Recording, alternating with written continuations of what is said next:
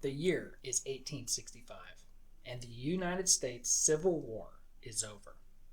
Nearly 4 million formerly enslaved African Americans are now free. This is typically the end of most stories, but not today.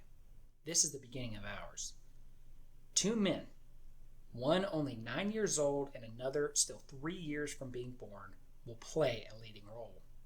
These men, with their own unique ideologies, will compete to lead African Americans in their fight for equality.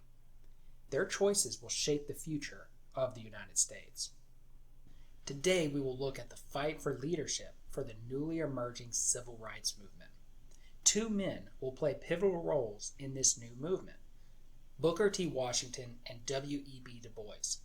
Both will have their own ideologies and their own organizations that will push their own view of how to achieve equality for African Americans.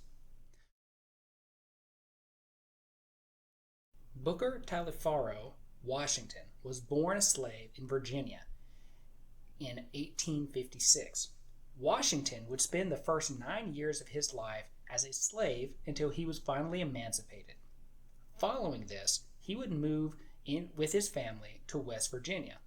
Beginning work at the age of 9 in salt and coal mines, Washington would eventually be given the opportunity to attend Hampton University and graduate in 1875. Finally, he would then attend Wayland Seminary.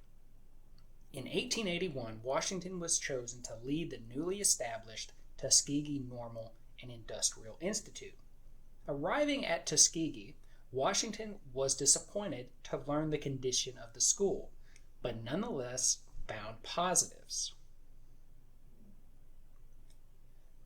Before going to Tuskegee, I expected to find there a building and all the necessary apparatus ready for me to begin teaching. To my disappointment, I found nothing of the kind.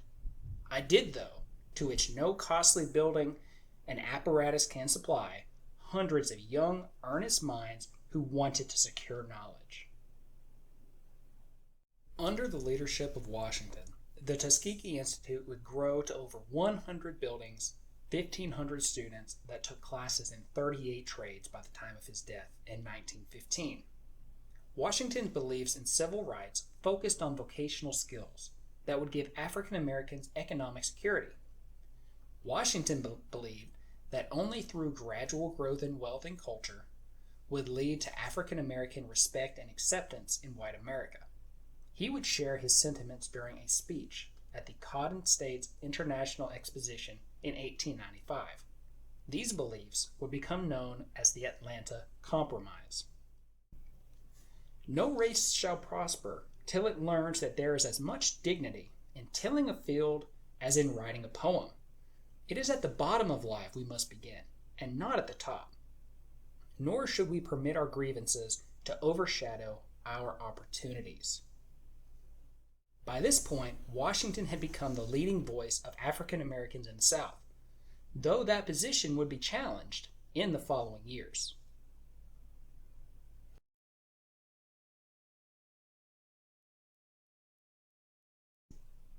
W.E.B. Du Bois was born free in Massachusetts in 1868. Du Bois attended and graduated from Fisk University in Nashville, Tennessee in 1888, and would later receive a Ph.D. from Harvard in 1895. Du Bois' education was broad, including history and the social sciences, including sociology. He would write his first book, The Philadelphia Negro, A Social Study, in 1899. This was widely considered the first case study of a black community in the United States. In his book, Du Bois answered the question of why African Americans group up on those central areas of cities as opposed to spreading out. The Negro who ventures away from the mass of his people and their organized life finds himself alone, shunned and tainted, stared at and made uncomfortable. He can make few new friends, for his neighbors, however well disposed, would shrink to add a Negro to their list of acquaintances. Du Bois would begin forming his own ideas on the path African Americans should take during this period of his life. Du Bois would openly criticize Washington in 1903. Mr. Washington distinctly asks that black people give up, at least for the present, three things. First, political power. Second, insistence on civil rights. Third, higher education of Negro youth. And concentrate all their energies on industrial education, the accumulation of wealth, and the conciliation of the South. This policy has been courageously and insistently advocated for over 15 years and has been triumphant for perhaps 10 years. As a result of this tender of the palm branch, what has been the return? In these years, there have occurred 1. The disenfranchisement of the Negro. 2. The legal creation of distinct status of civil inferiority for the Negro. 3. The steady withdrawal of aid from institutions for the higher training of the Negro. He would then lead the Niagara Movement, an equal rights movement, in 1905.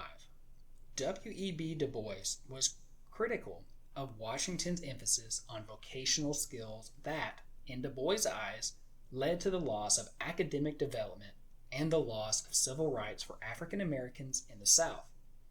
Du Bois would continue his work by founding the NAACP in 1909. The NAACP still triumphs African American rights and equality to this day. These two men's rivalry would continue till Washington's death in Tuskegee, Alabama on November 14, 1915. Du Bois would eventually split from the NAACP and join the American Communist Party. W.E.B. Du Bois died in Ghana on August 27, 1963. The next day, Martin Luther King Jr. would lead his march on Washington.